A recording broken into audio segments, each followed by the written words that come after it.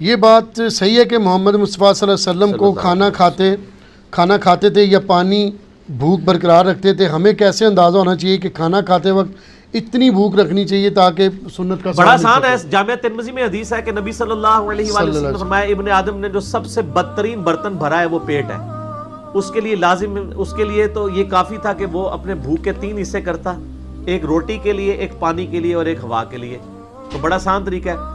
سر آپ روٹیاں گن کے رکھیں جی بھوکی حالت میں، اس کے بعد آپ کھانا کھائیں، اس وقت تک کھائیں جب تک آپ رج دیں. تو آپ گنے آپ نے کتنی روٹیاں کھائی ہیں. اگر 3 کھائی ہیں تو اس کا مطلب ہے آپ کو 1 روٹی کھانی چاہیے، 1 روٹی کے بعد پانی اور 1 چھوڑ دینا چاہیے. بڑے آرام سے کیلکولیشن ہو جائے گی. لیکن اگر آپ 3 ہی کھا لیتے ہیں پوری، یہ گناہ ثواب کا معاملہ نہیں ہے، صرف اس کو ناپسند کیا گیا. اور اس کے کئی میڈیکل نقصانات تو ہیں ہی ہے نا دنیاوی طور پہ بھی. اگر آپ نے، یعنی میں دوپہر کا کھانا نہیں کھاتا ہوں، اسلام میں تو روٹی ہے ہی 2 وقت کی ہے، صبح و شام، صحیح، چاہے وہ روزہ رکھ کے ہو چاہے ناشتہ. اور وہ دوپہر کی روٹی مجھے کوئی دکھائے کہ ہے کہیں پہ. ابھی بھی گاؤں ایریا میں لوگ 2 وقت کی روٹی کھاتے ہیں، فجر کے بعد ناشتہ کر لیتے ہیں اور مغرب سے پہلے رات کا کھانا کھاتے ہیں. یہ دوپہر کی روٹی نے تو بڑی یعنی ایک مصیبت ڈال دی. اور پھر وہ کہتے ہیں کیلولا کرنا سنت ہے. کیلولا کا مطلب ہوتا ہے آرام کرنا. کیلولے کا یہ مطلب نہیں ہے کہ 3 روٹیاں پھڑکا کے تو پھر آرام کرنا. ظاہر ہے جو صبح فجر کے وقت اٹھا ہوا ہے مزدور، وہ 12 بجے تک جب حلوائی کرے گا تو اس کو دن کو نیند تو آئے گی؟ کیوں نہیں آئے گی؟ تھوڑا بہت ضرور لے لے. اور ہم الٹ چلتے ہیں، سب سے ہلکا کھانا رات کا ہونا چاہیے، کیونکہ معدے کو بہت اس وقت کوئی کام ہی نہیں کرنا، مطلب وہ آپ کر نہیں رہے تھے کہ جس کی وجہ سے معدہ ہضم کرے، آپ نے لیٹ جانا ہوتا ہے جی. اس سے زیادہ اگر کھانا ہے دوپہر کا، سب سے ہیوی ناشتہ آپ کا ہونا چاہیے. صحیح. اور یہاں پہ ناشتہ سب سے ہلکا ہوتا ہے.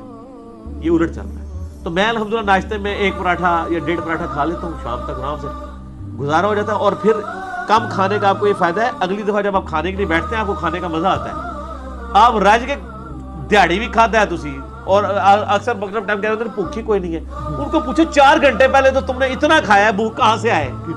ٹھیک ہے.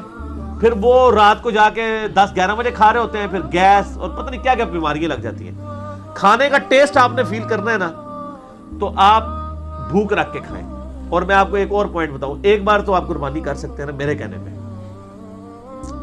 ایک دفعہ آپ یوں کریں کہ آپ کو اگر 2 روٹیوں سے پیٹ بھرتا ہے، آپ 1 روٹی کھائیں، اور بھوک آپ کا پیٹ مانگ رہا ہے کہ روٹی، آپ کھانا چھوڑ دیں، سٹاپ واچ لگا لیں.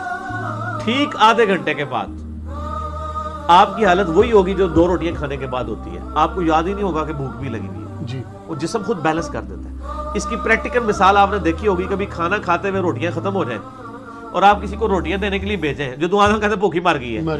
بھوک نہیں مرتی سر، یہ اللہ نے سسٹم بنایا ہوا ہے کہ آپ کم کھانا کھائیں تو آپ کا جسم اس کا عادی ہو جاتا ہے. کوئی کم کھانے سے مرا نہیں ہے کبھی، کم کھانے سے کوئی نہیں مرا. ٹھیک ہو گیا جی.